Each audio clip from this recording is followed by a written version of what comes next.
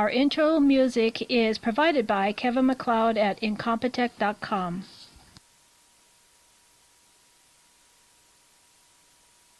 Please check out Night Dreams Talk Radio web out at www.nightdreamstalkradio.com. Also, if you want to keep our show free of advertising, just hit the donate button. Give $1 or $2. Remember, all the prior shows are always free to listen to. We at Night Dreams thank you for your support. You're listening to my friend Gary Anderson on Night Dreams Talk Radio, the best in paranormal radio. Well, thank you, John. I don't know if it's the best, but we're trying to do good anyway. Hey, in Hawaii, it's about ready for a huge hurricane. It's going to hit. They say it's going to be probably one of the strongest ones to ever hit the islands. What is going on? Global warming. Well, here in the harbor, at the compound, up in Washington State, well, we still have, like a thick fog. But it's not a fog. It's all the gunk from the forest fires from California, Oregon, Eastern Washington, and British Columbia just all settling in. Hey, if you live in this area or you live in Oregon, don't bother washing your car because 20 minutes after you wash it, it's going to be all covered with ash. Guarantee it. Hey, time travel. That's what we're going to be talking about tonight. Well, hopefully my guest is here. Are you there? I absolutely am, Gary. And why don't you tell everybody who you are and what you do? Okay. Well, my name is Marco Santucci, for those of you that can pronounce Italian names, and I'm actually a ghost hunter. And at the time, well, I'm in Memphis now, but I'm out of California. Darklands Paranormal is who we are, and we've been together for about 7 years.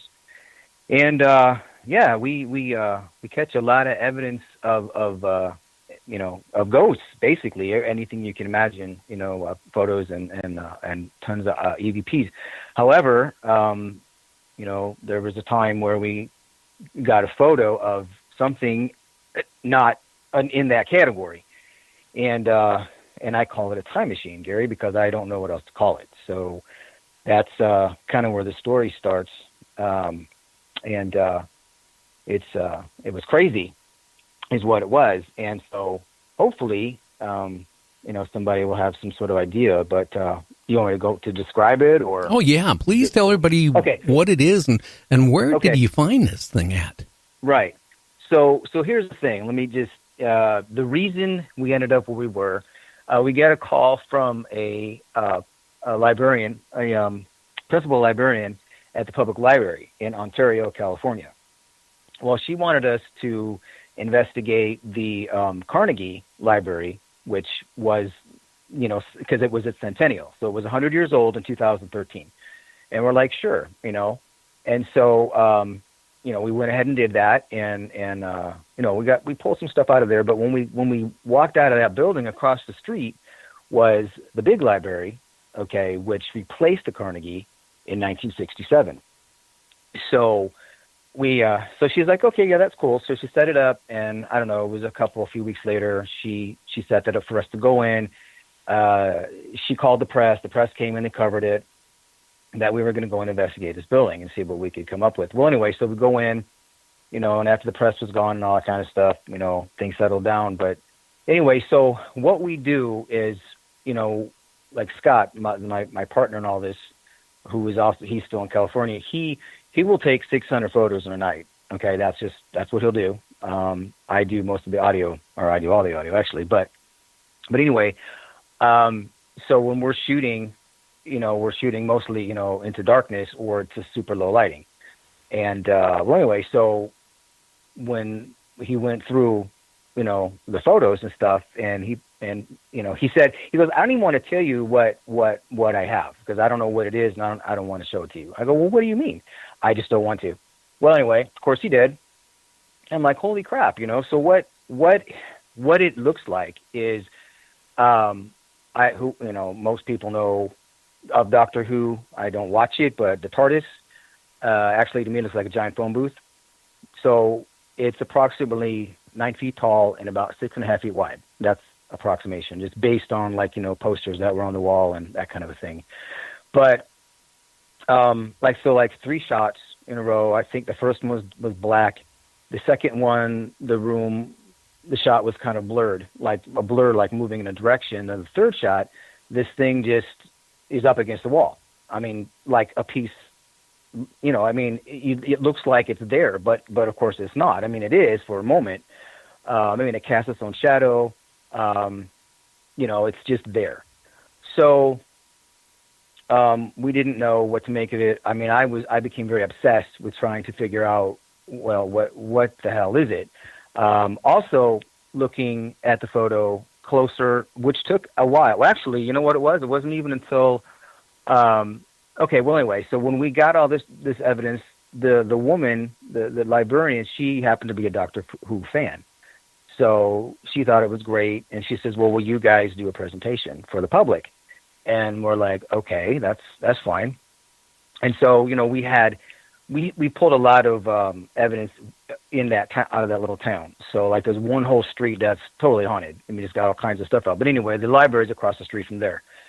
And so, we had all these other things put together in a presentation with the time machine being, the last slide, kind of like, the big bang of the end of the presentation.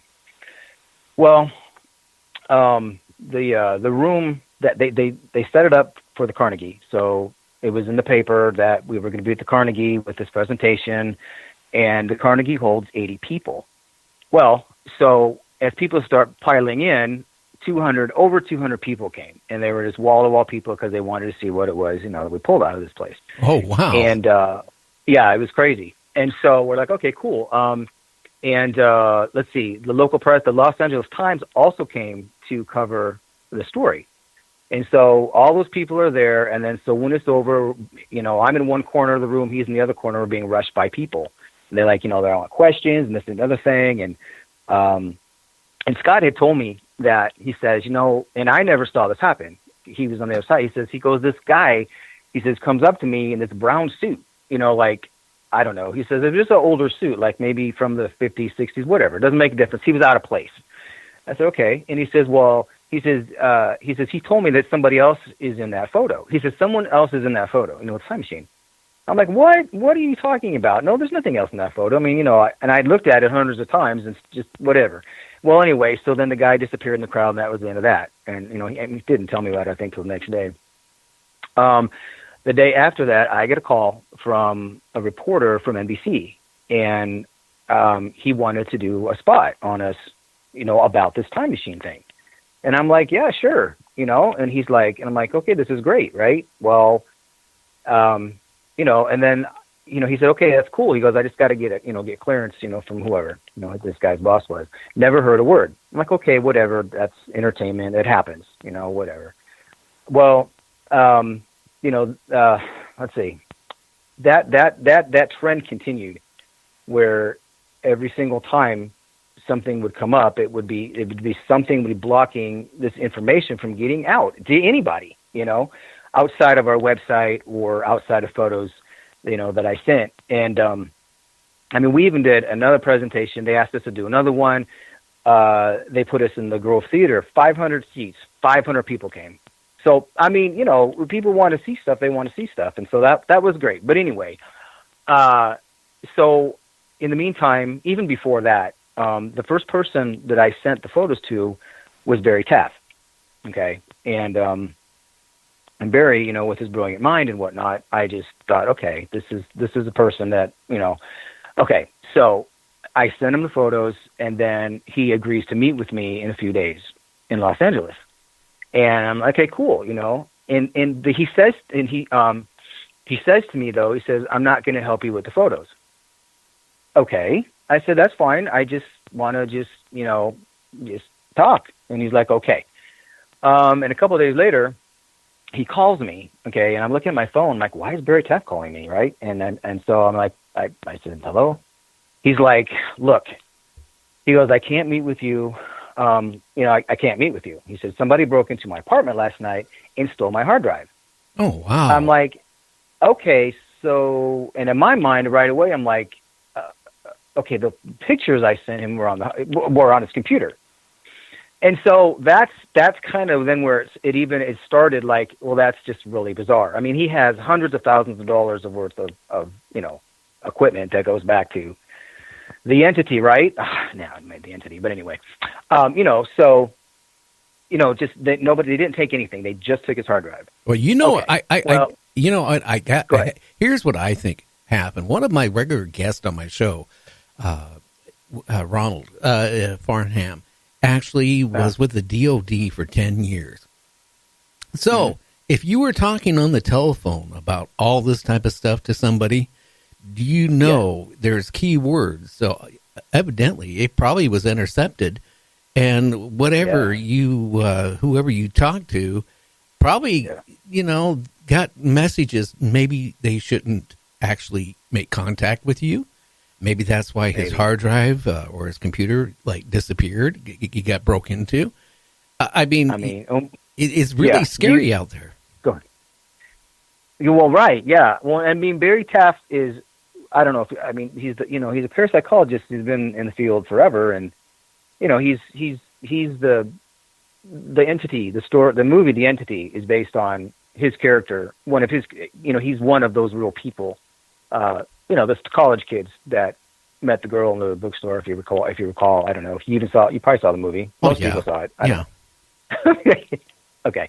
But anyway, that's who he is. And that's, so he has he has a lot of stuff. He knows a lot of stuff. He has a lot of information. So yeah, he would be one, like you just said, that totally, because I chose him because I figured, okay, this is somebody to try to, then yeah, I totally think that they stole it. Somebody did. It's crazy, but, so that's what happened with that. And then things appeared, like, at the time where I lived in Ontario, from nowhere, that made no sense. Just little things, like little trinket things, like on my bedroom floor, all of a sudden there was, I didn't see it appear, but it was just there. You know what I mean? Look down, there it is. I didn't see it fall from the sky, but it was there. It didn't belong in the house. And it was just this little, I can't even call it plastic. I'm not sure the material, because it's not metal. It's not plastic. It's something in between. I don't know, but it's probably 1/8 of an inch. And if you look at it with a magnifying glass, it's a landscape, and it has like a little almost stick figure, like on the beach, and there's a triangle in the background, like kind of like a mountain, but it's like, what is this? And I have no idea where it came from, but anyway, so that was the first thing. The second thing was, there was I don't know how, I can't remember how much time in between the two things, but the second thing to appear was at my front door, in my doorstep, and it was a round gold pendant that had a triangle in the middle. That's getting weird here. It is really weird. Yeah. And the last thing that's trippy is, let me see, probably 2000, I don't know if it was maybe 15 or 16, I don't know, one of those 2 years. That we were having an event, a paranormal event, like a Paracon type thing, that we were in conjunction with this other guy, Scott Grunwald, who actually is a really good friend of, what's his name? George. No, right. Anyway, never mind. So it goes. So anyway, so he had all this stuff, that he was